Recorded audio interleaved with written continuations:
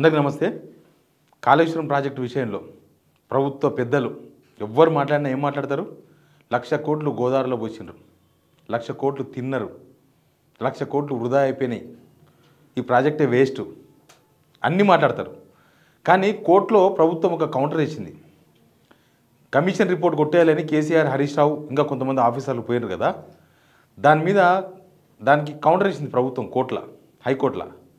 వాళ్ళు వేసిన కౌంటర్లో వాళ్ళు చెప్పిన విషయాలు చూస్తే వీళ్ళు ఎన్ని అబద్ధాలు మాట్లాడుతున్నారో అర్థమవుతుంది.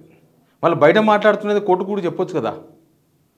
వీళ్ళు చాలా విచిత్రమైన విషయాలు చెప్పిండ్రు కోర్టుకు. అది దాచిపెట్టిన పేపర్లు వీళ్ళు ప్రభుత్వం తరపున ఏదైతే రిపోర్ట్ ఇచ్చినరో దాన్ని హెడ్లైన్ పెట్టి రాసిన వార్తలు. ఎవరైనా చూస్తే కోర్టు అన్నదేమో ఈ మాట, కోర్టే అన్నదేమో, అది కోర్టు స్టేట్మెంట్ కాదు, వీళ్ళు అడ్వకేట్ మాట్లాడిన స్టేట్మెంట్. ఏంది? వాదనలన్నీ వినిపించి నోటీస్ ఇవ్వలేదంటారా? ఇది కోర్టు అన్నదేమో అనుకున్నాం పేపర్లో రాస్తే. ఏం పేపర్ ఇది? ఆంధ్రజ్యోతి. తీరా చూస్తే అది కోర్టులో వీళ్ళు అడ్వకేట్ మాట్లాడిన మాటలంట. కాళేశ్వరంలో కేసీఆర్ అక్రమాలను కమిషన్ నిర్ధారించింది. ఇది కూడా వాళ్ళు ఇచ్చిన స్టేట్మెంటే. అంటే చాలా విచిత్రమైంది. అసలు కాళేశ్వరంలో ఎంత అవినీతి జరిగిందో కోర్టులో వీళ్ళు అఫిడవిట్ వేసారు ఒకటి, దానిలో చెప్పేసిండ్రు. వీళ్ళు మాట్లాడుతున్న మాటలకు వీళ్ళు చేసిన చేష్టలకు ఏం సంబంధం లేదు. అన్ని విషయాలు మాట్లాడదాం. కాళేశ్వరం ప్రాజెక్టు రిపేర్ కూడా చేస్తామంటున్నారు ఇప్పుడు. సరే, మంచిదే, అది రైతులందరూ కోరుకుంటున్నారు. బట్ ఈ వార్త కూడా అందరికి చేరాల్సిన అవసరం ఉంది. షేర్ చేయడం మర్చిపోవద్దు. ఎంతమంది రిపోర్ట్లు కొట్టినా మీరు ఇస్తున్న, చూస్తున్న, మీరు సబ్స్క్రైబ్ చేస్తున్న మీ వల్లనే మనం నిలబడ్డాం. మీరు మాత్రమే కౌంటర్ చేయగలరు. ఇది మన ఛానల్, మనమే డెవలప్ చేయాలి. నేను హామీ ఇస్తున్నా, మీ తరఫున నేను మాట్లాడతా. దయచేసి సబ్స్క్రైబ్ చేయండి. ఇక ఏంది, చాలా విచిత్రమైన వార్త అనిపించింది నాకు. అంటే జనానికి తెలియదు, జనం నమ్మేస్తారు. మనం ఏం చెప్తే అది నమ్మేస్తారు. మనం ఛానల్స్ మొత్తం మనయే, పేపర్లు మొత్తం మనయే, మనం ఏం చెప్తే అది రాస్తారు వాళ్ళు. జనాలకు అదే ఎక్కించాలి, జనాలకు అదే చెప్పాలి. మరి కోర్టు కూడా అదే చెప్పొచ్చు కదా. వీళ్ళు కోర్టుకి ఏం చెప్పింది తెలుసా? కేసీఆర్, హరీష్ రావు ఆఫీసర్లు అయితే కోర్టు పోయారు, అది అందరికీ తెలుసు కదా. కమిషన్ ఇచ్చిన రిపోర్ట్ కొట్టేయాలని పోయినారు వాళ్ళు. కమిషన్ రిపోర్ట్ కొట్టేయాలన్నప్పుడు లేదు మేము అక్రమాలు కమిషన్ కనిపెట్టింది, వీళ్ళు అక్రమాలు చేసిండ్రు దీనిలో అని ఒక ఫిగర్ ఇచ్చారు. కేసీఆర్ ఏకపక్ష నిర్ణయాలతో ప్రభుత్వ ఖజానాకు 7,500 కోట్ల నష్టం వాడిందని వెల్లడించారు. మరి 1,00,000 కోట్లు అని చెప్పాలి కదా.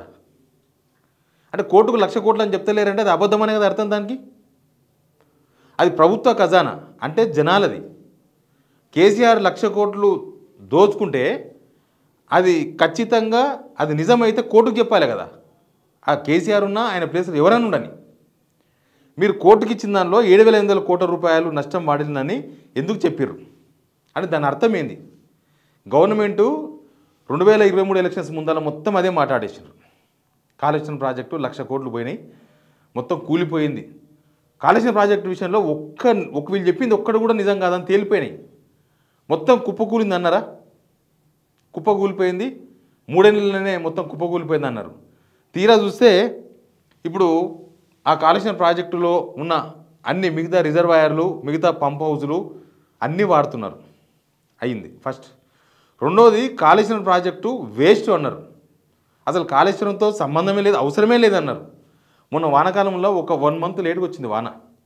1 మంత్ లేటుకు వస్తే రైతులందరూ నారులు పోసుకొని వాటర్ లేక ఆ నారును ఎండబెట్టేసారు. 4 ఎకరాలకో 3 ఎకరాలకో నారు పోసుకుంటే నీళ్ళు ఎంత ఉన్నాయి? 1 ఎకరాకే ఉన్నాయి. సరే, ఆడికి 1 ఎకరాకి నాటేసారు. తర్వాత వాన పడ్డది, 1 నెల లేటుగా తర్వాత వేసారు మళ్ళీ మనోళ్ళు. ప్లస్ ఎండాకాలం వస్తే ఎంత నకనకలు ఆడుతున్నాం. ఒకవేళ దాంతో అవసరం లేదని ప్రభుత్వం అనుకుంటే ఇప్పుడు కట్టాలని ఎందుకు అనుకుంటుంది? ఇప్పుడు మళ్ళీ కట్టాలని ఎందుకంటుంది? వీళ్ళు ప్రాణహిత చేయవెళ్ళిన నీళ్ళు కూడా మళ్ళీ అన్నారం సుందిల ద్వారానే ఎల్లంపల్లికి తీసుకుపోతారంట. అంటే దాని అర్థం ఏంది? కొట్టుకుపోయినా అన్నారు కదా, 3 కొట్టుకుపోయినాయని చెప్పిండ్రు. అన్నారం కొట్టుకుపోయింది, సుందిల కొట్టుకుపోయింది, మేడిగడ్డ కొట్టుకుపోయింది అన్నారు. అంటే ఇది కూడా అబద్ధమే. 2. మూడోది, ఇంకా మేడిగడ్డ పనికిరాదు, మేడిగడ్డ ప్రాజెక్టు పనికిరాదు, మేడిగడ్డ రిజర్వాయర్ పనికిరాదు, మేడిగడ్డ బ్యారేజ్, రిజర్వాయర్ కాదు బ్యారేజ్ పనికిరాదు. ఇప్పుడు మేడిగడ్డ రిపేర్ చేయండి అని ఎల్ఎన్టీతో కొట్లాడుతున్నారు. ఎల్ఎన్టీ ఎస్టిమేషన్ 450 కోట్లు దాని రిపేర్కి అయ్యే ఖర్చు. 450 కోట్లు. వీళ్ళు నేషనల్ డ్యామ్ సేఫ్టీ అథారిటీ అని బీజేపీ వాళ్ళతో కలిసి బదనాం చేయనికే డ్రామా ఆడి తెలంగాణను బదనాం చేయనికే, తెలంగాణ ప్రజలను బదనాం చేయనికే. ఇక్కడ కేసీఆర్ కాదు, కేసీఆర్ కట్టిండు అయిపోయింది. కానీ అది పనికిరాదు అది ఇది అని చెప్పి ఎన్డీఎస్ఏ పేరు చెప్పుకొని బీజేపీతో కలిసి డ్రామాలాడి ఇప్పుడు దానికి తాత్సారం చేసి లేట్ చేసి ఇప్పుడు మేము కడతామంటున్నారు. అప్పుడు ఎల్ఎన్టీ కడతామన్నప్పుడు కట్టించుకోలే. 450 కోట్ల ఖర్చు అవుతుంది మేము కడతామన్నారు వాళ్ళు. లేఖ రాసిన ప్రభుత్వాన్ని మేము కడతామని. లేదు లేదు దాన్ని కడితే మేము చెప్పిన మొత్తం అబద్ధాలు అవుతాయి, మేము పనికిరాదన్నాము, మళ్ళీ నీవు వచ్చి కడితే అది పనికొస్తే ఎట్లనే, కాబట్టి ఇప్పుడు వద్దు అని ఎన్డీఎస్ఏ పేరు చెప్పి తప్పించుకున్నారు. తీరా ఇప్పుడు మళ్ళీ వాళ్ళకి లెటర్ రాసి అట్టెట్లా కట్టారు మీరు, వాళ్ళు కట్టమంటున్నారు. ఇప్పుడు మేము కట్టాం, అప్పుడే కడతామంటే మీరు ఒప్పుకోలేదు, మేము కట్టమంటున్నాం. ఎలాంటి మేము బ్లాక్ లిస్ట్లో పెడతామని బెదిరిస్తున్నారు. ఒక ఇంటర్నేషనల్ కంపెనీ, అది ఇంటర్నేషనల్ కంపెనీని బ్లాక్ లిస్ట్లో పెడితే ఏ ఇంటర్నేషనల్ కంపెనీ అని వస్తుంది వీటికి? ఇప్పటిదాకా ఈ గవర్నమెంట్ వచ్చినాక ఒక కంపెనీ అని వచ్చిందా, ఒక ఉద్యోగం అని వచ్చిందా? ఏమి రాలేదు. అట్లా అది కూడా అబద్ధం అని తేలింది. లాస్ట్కి 1,00,000 కోట్లు కూడా అబద్ధం అని తేలింది. అది అబద్ధమే, తేలింది కాదు, అది 1,00,000 కోట్లు అనేది అబద్ధం. ఆ ప్రాజెక్టుకు ఖర్చు అయ్యిందే 94,000 కోట్ల రూపాయలు. కాగు చెప్పింది 94,000 కోట్లు ఖర్చు అయితే 1,00,000 కోట్లు ఎట్లా తింటారు? తింటే మరి ఇవన్నీ కట్టొద్దు కదా, ఉత్తకొస్తాయా? ఇప్పుడు ఒక ఇల్లు కట్టాలంటేనే 25-30 లక్షలు అవుతుంది. సిమెంటు, ఇటుక, సీకులు, స్టీలు, లేబరు, రాయి, బండలు, కలప అన్నీ ఉంటాయి. ఒక ఇంటికి ₹1,00,00,000 ఖర్చు అయితే ₹1,00,00,000 తింటారు ఎవడన్నా? మేస్త్రి ఎంత తింటాడు? తింటే గింటే ఆయనకు 5 లక్షలు లాభం రావచ్చు, 4 లక్షలు లాభం రావచ్చు. కానీ ₹1,00,00,000 ఇల్లుకు ఈయన 2 కోట్లు తిన్నాడు అంటే అవుతుందా? 2 కోట్లు తింటే అసలు ఇల్లు ఎట్టవుతుంది? ఆ ఇల్లుకు పెట్టిందే ₹1,00,00,000, 2 కోట్లే తింటాడు. సేమ్ ఇక్కడ కూడా కాళేశ్వరం విషయంలో కూడా అదే జరిగింది. దానికి ప్రభుత్వం ఇప్పటిదాకా ఆన్సర్ లేదు. ప్లస్ ఇప్పుడు 1,00,000 కోట్లు అన్న వాళ్ళు కనీసం ఈ 7,800 కోట్లకు కూడా ఏం ఆధారంలో తెలియదు. ఆ ఆధారాలు కూడా సబ్మిట్ చేయలేదు కోర్టుకు. వీళ్ళు అసలు ఆ కమిషన్ ఉండే కదా, ఘోష్ కమిషన్ ఉండే కదా, దాన్ని డ్రామా నడిపించారు. దాన్ని కూడా 1 సంవత్సరం నడిపించారు డ్రామా. వాళ్ళకు 3.5 కోట్లంట ఆ కమిషన్ ఏర్పాటు ఖర్చుకు. 3.5 కోట్లు ఖర్చు అయితే ఇప్పటికీ ₹1,00,00,000 రిలీజ్ చేసినట్ట. వాళ్ళకు కూడా జీతాలు ఇవ్వలేదంట. ఆ కమిషన్ ఖర్చు కూడా ఇవ్వలే వీళ్ళు. ఇంకా పైసలు అయిపోయింది, కమిషన్ రిపోర్ట్ ఇచ్చింది, అన్నీ అయిపోయినాయి. వాళ్ళకి ఇంకా 2.5 కోట్లు అప్పున్నారట దాన్ని పనిచేసిన వాళ్ళకు, లేకపోతే కమిషన్ చైర్మన్కు, ఇంకా ఎవరెవరికి దానికి ఖర్చులు. 3.5 కోట్లలో ₹1,00,00,000 మాత్రమే విడుదలైనాయి ఇప్పటివరకు. అది కూడా అబద్ధమే. ఇట్లా ప్రభుత్వమే దొరికిపోతే ఎట్లా? మీరు 1,00,000 కోట్లు అన్న దగ్గర కనీసం 1000 కోట్లకో 100 కోట్లకో ప్రభుత్వం మీదే ఉంది, ప్రతిపక్షంలో లేరు, ఆఫీసర్స్ మీ దగ్గరనే ఉన్నారు. ఇదంతా ఒక పెద్ద పొలిటికల్ డ్రామా, హై డ్రామా, రాజకీయంగా వాడుకునే ప్రయత్నం చేసిండ్రు. ఇప్పుడు ఇక విచిత్రం ఏం తెలుసా? కాళేశ్వరం పేరు చెప్పి తెలంగాణ ఇంజనీర్లు ఉన్న మొత్తం అందరిని అవినీతి పరులను ముద్రేసిండ్రు. ఏసీ ఏపీ నుంచి వచ్చిన అధికారులు మొత్తం ఇప్పుడు ఏళ్తున్నారు. ఇరిగేషన్ డిపార్ట్మెంట్ మొత్తం ఇప్పుడు ఆంధ్ర వాళ్ళే ఉన్నారు. అసలు నాకు అనిపిస్తుంది ఆంధ్ర వాళ్ళ చేతులు పెట్టినకి ఇరిగేషన్ డిపార్ట్మెంట్ ఆంధ్ర వాళ్ళ చేతికి పోతే ఎంత ప్రమాదం అంటే తెలంగాణకు వచ్చే నీళ్ళు రాకుండా పోతాయి. తెలంగాణ వాటా తెలంగాణకు రాదు. వాళ్ళు ఇక్కడ ఉండి అక్కడ లీకులు ఇస్తూ ఉంటారు. ఇక్కడ ఏం జరుగుతుంది గవర్నమెంట్లో అక్కడ వాళ్ళకు సమాచారం ఇస్తుంటారు. అవతల చంద్రబాబు నాయుడు ఉన్నాడు మొదలే, ఆయన ఆల్రెడీ బనకచెర్ల అని అదని ఇదని ఈ తమాషా నడిపిస్తున్నారు.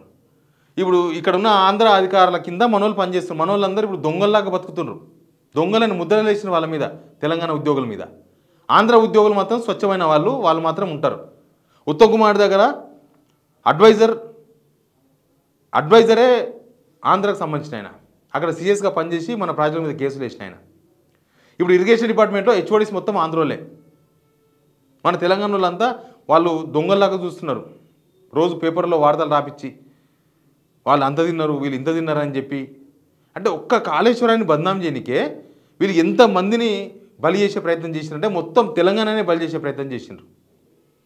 వీళ్ళు ఏది ఇప్పుడు సరే వీళ్ళు ప్రెస్కు నిజం చెప్పారు అనుకుంటే మరి కోర్టు కూడా నిజం చెప్పాలి కదా, కోర్టు కూడా నిజం చెప్పాలి కదా. కోర్టులో చెప్పిందే నిజం కదా, ఎవరైనా కోర్టుకు అయితే తప్పుదో పట్టియారు కదా. కోర్టుకు చెప్పిందే నిజం. 7,800 కోట్లు అక్రమాలు జరిగినాయని కోర్టుకు వీళ్ళు అఫిడవిట్ వేసినారు, పేపర్ పెట్టినారు కోర్టు టేబుల్ మీద. మరి 7,800 కోట్లు కూడా అసలు ఏం ఆధారాలు ఉన్నావో, ఒకవేళ ఆధారాలు ఉంటే పీసీ ఘోష్ కమిషన్కి ఇచ్చేవాళ్ళు కదా, మీడియాకు రిలీజ్ చేసేవాళ్ళు కదా. ఎందుకంటే ఘోష్ కమిషన్ రిపోర్టు కేసీఆర్కి ఇవ్వకుండా, హరీష్ రావుకి ఇవ్వకుండా, దానిలో ఎవరైతే విచారించినరో 115 మందిని విచారించినరో వాళ్ళకి ఎవ్వరికి ఇవ్వకుండా వాట్సాప్లో పేపరు మీడియాకి ఇచ్చారు. ఎందుకు ఇచ్చారు మీడియాకంటే బద్నాం చేయనికి ఇచ్చారు. ఇట్లా మొత్తం అన్నీ బద్నాం చేయనికే తప్ప రాజకీయంగా వాడుకునే ప్రయత్నం. ఇప్పుడు నమ్మొచ్చా? 1,00,000 కోట్లు దీనిలో తిన్నారు, 1,00,000 కోట్లు అవినీతి జరిగిందన్న వాళ్ళు కోర్టుకు 700 కోట్లు అని చెప్పి ₹1 జరిగినట్లుగా కూడా కనీసం ఆధారాలు లేకపోతే ఇది ఎవరు నమ్మాలి? ఇంకా ఎవరిని నమ్మించడానికే మాట్లాడాలి. రేవంత్ రెడ్డి ఇప్పటికి మాట్లాడతాడు, పూటకోసారి మాట్లాడతాడు. 1,00,000 కోట్లు గోదావరిలో పోసిండ్రు, కొట్టుకపోయినాయి గోదావరిలో. 1,00,000 కోట్లని ఎందుకు కోర్టుకు చెప్పలేదు? ప్రభుత్వం ప్రజలకు సమాధానం చెప్పాల్సిన అవసరం ఉంటుంది. వీళ్ళు చెప్పేవి అన్నీ అబద్ధాలు అనేది దీన్ని చూసి అర్థమవుతుంది. Please subscribe signal TV.